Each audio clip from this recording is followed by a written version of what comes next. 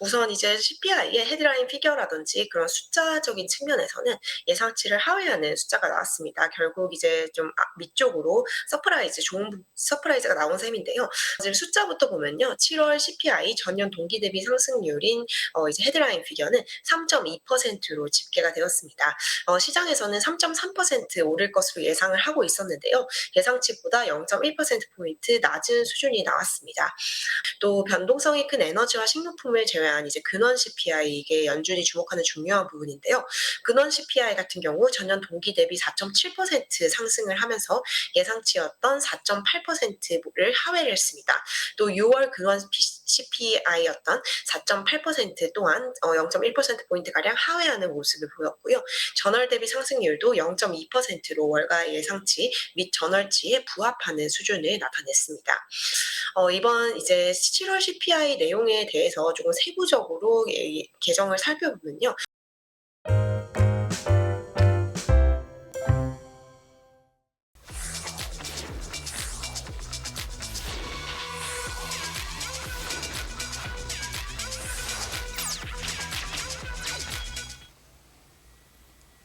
네, 임하람 뉴욕 특파원 만나보겠습니다. 특파원님, 안녕하십니까?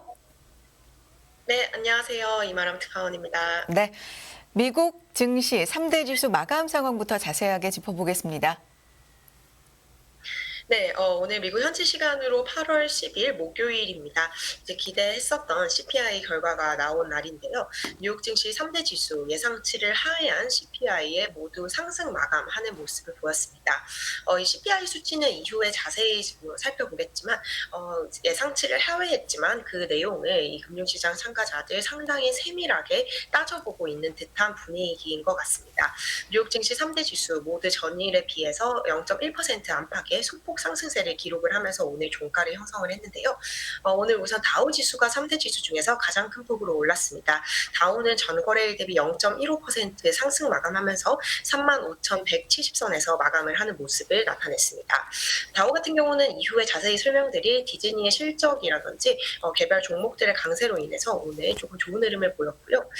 나스닥 지수 같은 경우는 전거래일 대비 0.12% 상승 마감, 그리고 S&P 500 지수는 전거래일 대비 0.03% 상승 마감하는 모습을 나타냈습니다. 네, 지금 채권 시장 같은 경우는 전일 대비 이제 상승하는 금리가 오르는 모습이 나타났습니다. 미국 10년물 금리가 이제 9bp 정도 올랐고요. 오후 4시 증시 마감 무렵 미국 10년물 채권 금리는 약 4.1% 수준을 나타냈습니다. 2년물 금리도 소폭 올랐는데요. 2년물 금리는 약 2bp 정도 오른 4.8%를 마감 무렵에 나타냈습니다. 네, 이 CPI가 예상치를 소폭 하회했음에도 불구하고 달러화는 소폭의 강세를 보였습니다. 오후 4시 마감 무렵 달러화 지수 102.6선을 나타냈는데요. 전일보다는 소폭 이제 가치가 올라간 모습입니다. 네, 유가는 하락했습니다. 9월물 WTI 가격이 전일 대비 1.87% 하락했는데요. 배럴당 82.82달러에 거래를 마쳤습니다. 네, 아마 미국 시장 시작하는 흐름을 보고 주무신 분들이 계시다면 끝나고 나서 일어나셔서 좀 끝난 흐름을 봤을 때 놀라시지 않을까 싶은데 약간 좀 초반하고 분위기가 다릅니다. 장중 흐름도 짚어주실까요? 네, 오늘 CPI가 오전 8시 30분 뉴욕 증시 개장 전에 발표가 되었습니다. 우선 이제 CPI의 헤드라인 피겨라든지 그런 숫자적인 측면에서는 예상치를 하회하는 숫자가 나왔습니다. 결국 이제 좀 밑쪽으로 좋은 서프라이즈가 나온 셈인데요. 그럼에도 불구하고 종가 무렵 이 3대 지수의 상승폭은 거의 이제 큰 폭이 연출되지는 않았습니다. 특히 S&P 500 지수 같은 경우는 거의 강보합 수준에서 마감을 하게 되었는데요. 장 초반에는 CPI 숫자가 괜찮게 나오면서 3대 지수 모두 1% 이상 이 상승폭을 확대를 해갔었습니다. 다우가 이제 장중 한때 450포인트 이상 오르기도 했고요. 장 초반부터 안도 랠리가 펼쳐졌지만 투자자들은 이제 오늘 하루를 보내면서 CPI의 세부적인 내용 그리고 이것이 향후 연준에 미칠 수 있는 영향을 굉장히 상세하게 뜯어보고 있는 상황인 것 같습니다. 지금 금융시장 전체적으로 이 CPI 보고서를 소화하는 과정에 있는 것 같고요. 이에 따라서 오후가 될수록 점점 더 증시 상승폭이 조금 줄어드는 그런 추세가 나타났다라고 볼 수 있을 것 같습니다. 네. 일단 CPI는 헤드라인 자체가 긍정적으로는 나왔지만 이걸 면밀히 따져보면서 초반에 그냥 무턱대고 환호하던 게 아니라 뒤로 가면서 상승폭을 좀 줄였다라는 말씀이신데 그 CPI의 숫자를 이제부터 좀 자세하게 보겠습니다. 원래 예상치는 전년 동기 대비 3.3%였는데 3.2%로 나온 거죠. 자세하게 좀 살펴봐 주시죠.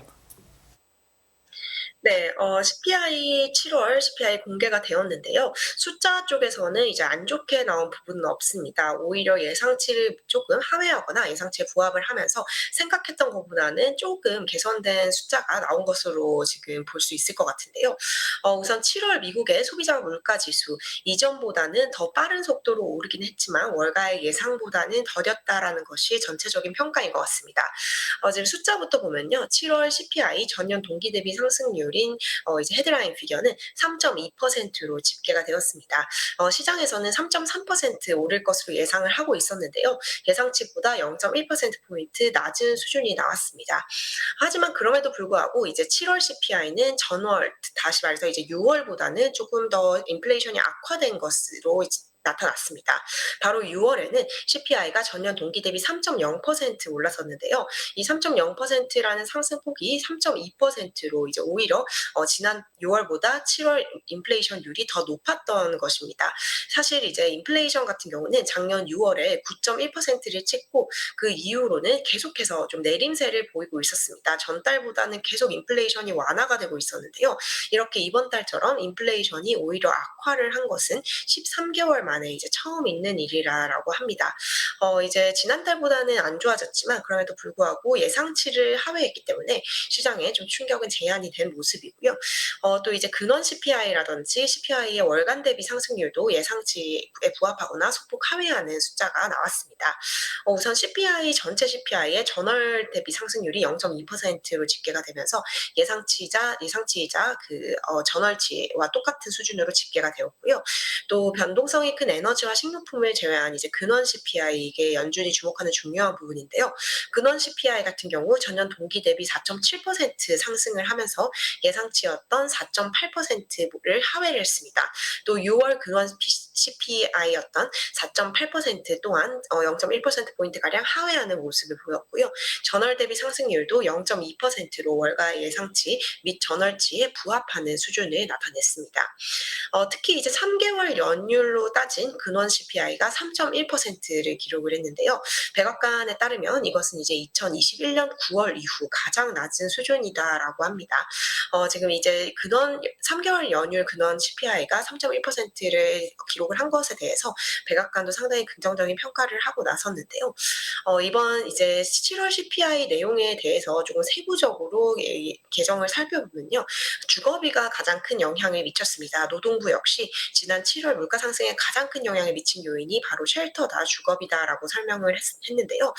노동부에 따르면 지난 7월 CPI의 상승분의 90% 이상이 주거비 때문이었다라고 합니다. 거의 주거비가 CPI에서 압도적인 비중을 차지를 한 것으로 보이는데요. 7월 주거비 전월 대비 0.4% 오르면서 직전월과 동일한 상승률을 기록을 했고요. 작년 대비로는 7.7% 높은 수준을 기록을 했습니다. 또 이제 CPI에서 중요하게 봐야 될 계정이 몇 개가 있는데요. 중고차입니다. 이 중고차 가격 같은 경우 작년 인플레이션이 악화했을 때 인플레이션을 좀 끌어올린 가장 큰 폭으로 인플레이션을 끌어올렸던 어떤 요인으로 해석이 되고 있기 때문에 중고차 가격의 하락세에 좀 주시를 하고 있는데요. 중고차와 트럭 가격 같은 경우 이제 하락세가 더욱더 가팔라진 것으로 나타났습니다. 지난 7월에 중고차와 트럭 가격이 전월 대비 1.3% 하락을 했고요. 바로 직전월 수치였던 0.5% 하락보다 하락세가 2배 이상 이제 가팔라진 것으로 볼 수 있을 것 같습니다. 중고차와 트럭 가격 작년에 비해서도 낮은 수준인데요. 지난해 같은 기간에 비해서도 5.6% 정도 낮은 수준을 기록을 했고요. 중고차뿐만 아니라 신차 가격도 전월보다 0.1% 내리면서 하락세로 전환하는 모습을 보였습니다. 이제 작년 인플레이션을 끌어올렸던 요인 중에 하나인 이 에너지 가격 역시 전월 대비 소폭 오르는 모습을 나타냈는데요. 에너지 가격 같은 경우 7월에 전월 대비 0.1% 오른 것으로 집계가 되었는데요. 오름세를 보이긴 했지만 6월의 상승분이었던 0.6%에 비해서는 상승세가 이제 5분의 1, 이제 6분의 1 수준으로 크게 좀 줄어든 수준입니다. 식료품 가격 같은 경우도 상승세를 이어갔습니다. 하지만 상승세 소폭에 그쳤고요. 7월 식료품 가격 0.2% 전월 대비 오르면서 전월치 상승률인 0.1%에 비해서 소폭 높은 수준을 기록을 했습니다. 이 중에서 이제 장바구니 가격을 반영하는 식료품 가격이 전월보다 0.3% 올랐고요. 외식비는 0.2% 상승을 하는 모습을 보였습니다. 이제 임금 상승세 역시 CPI 보고서와 함께 발표가 되는 굉장히 중요한 지표인데요. 임금 상승세는 전월과 같거나 비슷한 상승률을 나타냈습니다. 우선 이제 좀 주목할 만한 부분이 7월 주간 평균 실질 임금인데요. 전월과 보합 수준을 나타내는 모습을 보였고요. 시간당 평균 실질 임금 같은 경우는 전월 대비 0.3% 오르면서 전월과 같은 수준의 상승률을 기록을 했습니다. 네, CPI 숫자에 대해서 지금 자세하게 설명을 해주셨고요. 일단 헤드라인으로 보자면 긍정적인 방향으로 나왔지만 거기에 가장 큰 영향을 준 건 뭔지 주거비라든지 에너지, 중고차 아주 세밀하게 지금 따져보는 것 같습니다. 여기에 대해서 전문가들은 어떤 코멘트 하고 있습니까? 네, 전문가들 이번 CPI 자료를 굉장히 면밀하게 분석을 하고 있는 분위기입니다. 그렇기 때문에 지금 시장에 미치는 영향도 다소 이제 소화의 시간이 걸리고 있는 것으로 보이는데요.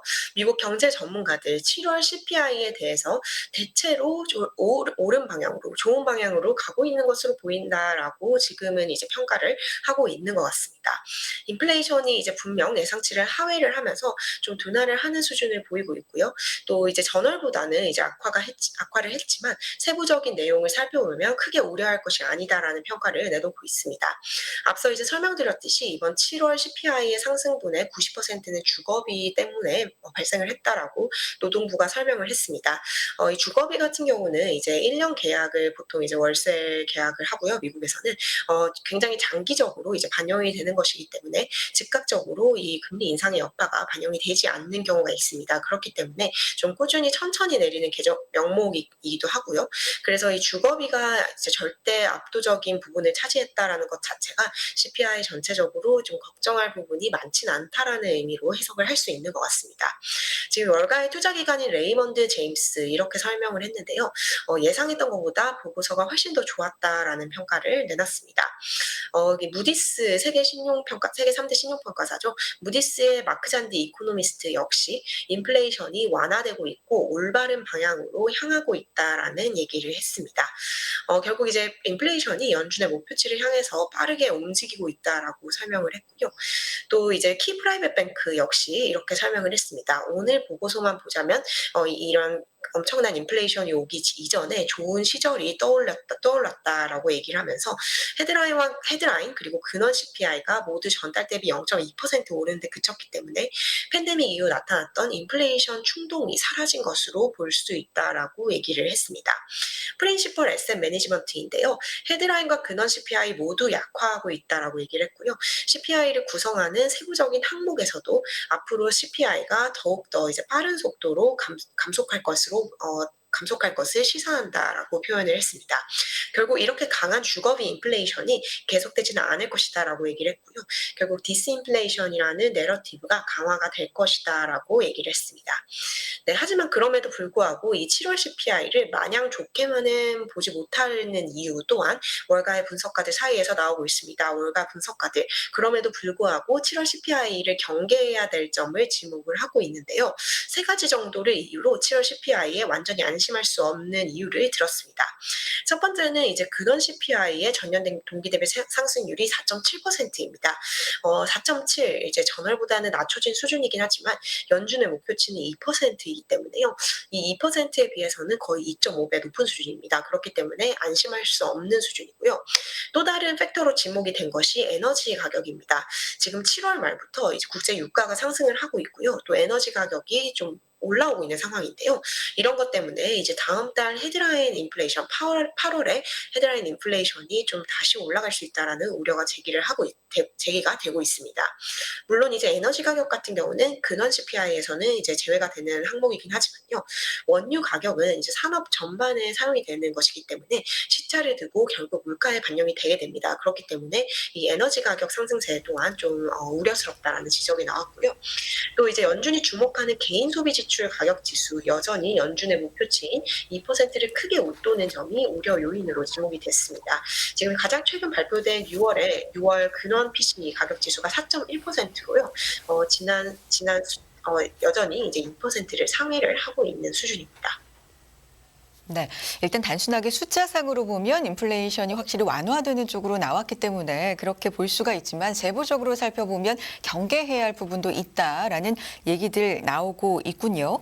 자, 이렇게 되면 이제 FOMC 회의로 시선이 자연스럽게 옮겨가는 것 같은데요. 지난 7월 회의가 마지막 금리 인상이었는지 아니면 한 번 더 있는지 여기에 대해서 조금 더 활발한 논의가 있을 것 같습니다. 패드와치에도 이런 논의들이 좀 반영이 되고 있나요? 어떤 얘기 나오고 있습니까?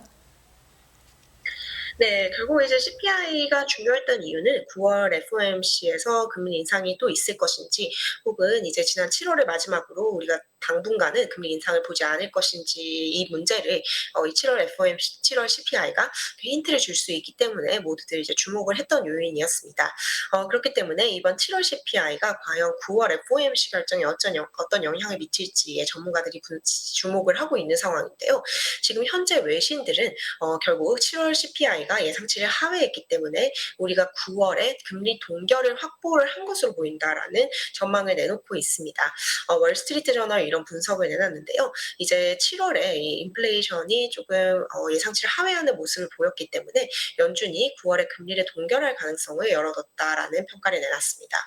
다른 외신도 이제 연준이 7월 CPI로 인해서 더욱더 이제 이 금리 인상이라는 부분에 있어서 인내심을 가질 수 있을 것이다. 연준이 조금 더 두고 볼 수 있는 그런 여력을 연준에게 정책 여력을 CPI가 줄 것이다라는 이런 평가를 내놓고 있는 상황입니다.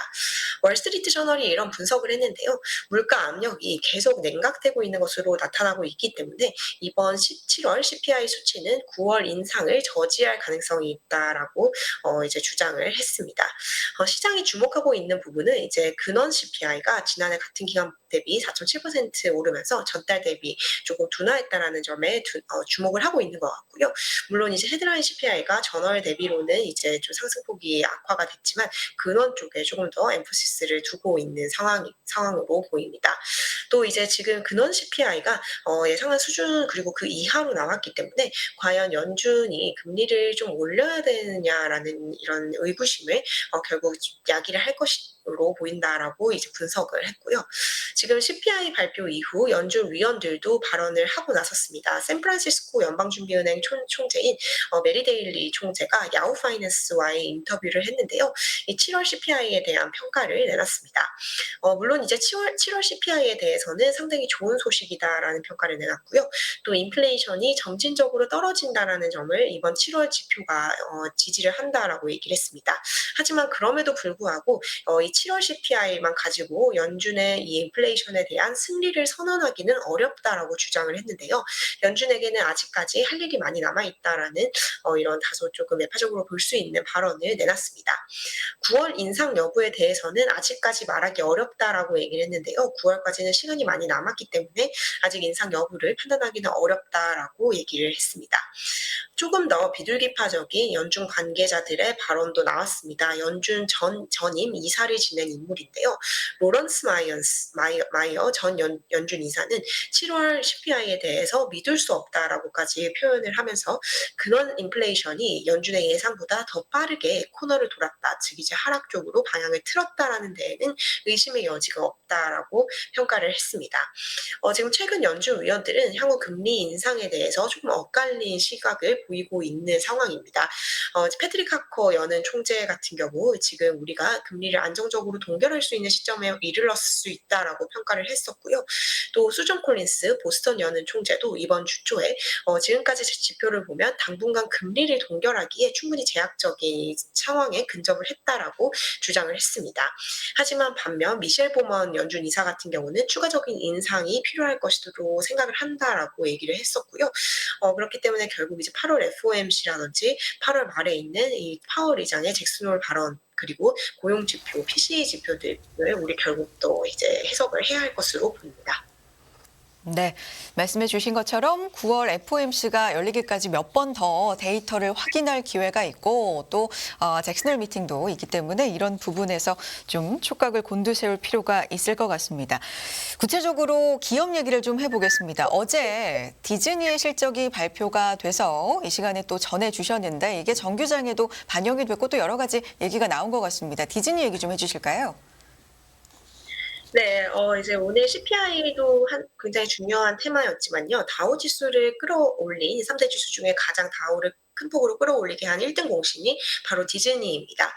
오늘 디즈니의 주가가 정규장에서 5% 가까이 급등을 했는데요. 디즈니는 오늘 정규장을 4.88% 정도 상승 마감을 했습니다. 다우 지수를 구성하고 있는 종목 중에서 가장 좋은 수익률을 보인 오늘의 이제 위너라고 볼 수 있을 것 같은데요. 디즈니가 어제 장 마감 이후에 실적을 발표를 했었습니다. 실적 같은 경우 순이익이 예상치를 소폭 상회한 것으로 집계가 되었었고요. 이 순이익이나 매출보다 이 전문가들이 더욱 더 주목을 한 것은 디즈니가 디즈니 플러스의 스트리밍 가격을 인상하겠다라는 이 발표를 한 것에 좀 상당히 주목을 했었습니다. 결국 넷플릭스처럼 스트리밍 이 구독자를 좀 많이 늘려서 디즈니의 향후 사업을 이제 모색을 하겠다라는 의미로 조금 해석이 되었고요. 월가 전문가들 이제 디즈니에 대해서 상당히 긍정적으로 오늘 평가를 했습니다. 일부 이제 투자은행들은 디즈니의 주가가 현재 수준에서 40%까지 오를 수 있다라고 전망을 하고 있는 상황인데요. JP모건이 이런 전망을 하고 있습니다. JP모건은 지금 디즈니의 목표 주가를 125달러로 제시를 하고 있는데요. 지금 현재 수준보다 디즈니 주가가 40% 정도 더 오를 수 있다라고 본 셈입니다. 모건 스탠리 또한 디즈니의 주가가 지금보다 20% 이상 오를 수 있다라고 보고 있고요. 투자은행들이 이제 고무적으로 보고 있는 것은 디즈니의 사업이 전통적인 테마파크라든지 리조트 외에도 스트리밍 플랫폼 그리고 엔터테인먼트 등으로 광범위하게 이제 다각화가 되어 있다는 점입니다. 최근에 이제 미디어 시장에서 좀 시장 전체 광고에 관련된 이런 업권이 좋지는 않지만 그럼에도 불구하고 디즈니는 여러 전통적인 어떤 이익을 낼 수 있는 수단이 있기 때문에 우리의 가장 선호하는 최애 종목이다라는 이런 긍정적인 평가를 내놨고요. 뱅크 오브 아메리카 역시 디즈니 주식의 밸류에이션이 매력적인 수준이다라고 평가를 했습니다. 네. 디즈니에 대한 얘기였고요. 오늘의 위너였다 말씀해 주셨습니다. 자, 경제 지표 하나 더 보겠습니다. 고용과 관련된 실업수당 청구 건수 나왔지 어떻게 나왔습니까? 네, 오늘 목요일이기 때문에 매주 이제 발표가 되는 실업보험 청구자 수가 발표가 되었습니다. 지난 한 주 동안 미국에서 신규로 실업보험을 청구한 사람의 수가 한 달 만에 가장 많은 것으로 이제 집계가 되었는데요. 지난 5일로 끝난 한 주간 신규 보험 청구자 수가 24만 8천 명으로 집계가 되면서 예상치를 웃돌았고요. 한 달 만에 가장 많은 사람들이 실업보험을 청구를 한 것으로 집계가 되었습니다. 섹터 흐름까지 짚어보겠습니다. 네, 오늘 이제 3대 지수 일제히 상승했지만 섹터별로 좀 엇갈린 흐름이 나타났습니다. 헬스라든지 필수 소비재, 산업, 유틸리티, 부동산 등과 같은 전통적인 경기 방어주 종목들이 섹터별 하락세를 보이면서 좀 부진한 흐름을 보였고요. 빅테크 같은 경우는 혼조세를 나타냈습니다. 대부분 이제 매그니피센트 7 종목 모두 보합권 수준을 나타낸 모습인데요. 이 매그니피센트 7 종목 중에서는 테슬라가 오늘 1.3% 상승하면서 가장 좋은 흐름을 보였습니다. 지금 어제 이제 백악관에서 중국에 대한 미국 월가의 반도체 투자를 제한하는 행정명령을 발표를 했었습니다. 그 와중에 이제 엔비디아 주가가 크게 떨어졌었는데요. 이렇게 엔비디아 주가가 어제 큰 폭으로 떨어졌기 때문에 지금 저점 매수할 타이밍이다라는 분석이 월가에서 나왔습니다. 뱅크 오브 아메리카가 이런 주장을 펼쳤는데요. 지금 엔비디아의 주가가 420달러에서 이제 언저리에서 움직이고 있기 때문에 이것은 이제 상당한 저점 매수의 기회다라고 뱅크 오브 아메리카는 평가를 했습니다. 모건 스탠리 역시 이제 엔비디아에 대한 매수 의견을 유지를 하는 모습을 보였고요. 오늘 실적을 발표한 기업들도 있습니다. 이제 윈 리조트 같은 경우 오늘 실적을 발표했고 호조를 기록을 했고요. 주가가 2% 이상 오르는 모습을 보였습니다. 이제 중국 대기업이죠. 알리바바 같은 경우도 뉴욕 장 개장 전에 이제 실적을 보고를 했는데요. 실적이 예상치를 웃돌면서 뉴욕 증시에서 장중한 때 5% 이상 오르는 모습을 보였습니다. 네, 반면 이제 실적이 부진했던 종목도 있는데요. 대체 에너지 업체인 플러그 파워 같은 경우 예상보다 손실이 확대됐다라는 소식이 보고가 되었고요. 장중한 때 10% 이상 밀리는 모습을 나타냈습니다. 지금 S&P 500을 구성하고 있는 기업 중에 90% 이상이 실적을 발표를 한 상황이고요. 4분의 5가량 이제 80% 이상은 예상을 상회하는 실적을 보고한 상태입니다. 네, 종목과 섹터 흐름까지 짚어봤습니다. 임하람 뉴욕 특파원이었습니다. 특파원님 고맙습니다. 네, 감사합니다. 끝없는 위기 속 기회는 언제나 숨어 있습니다. 성공한 투자 고수들과 나눈 투자의 철학. 다가올 기회를 잡아내는 부의 만찬으로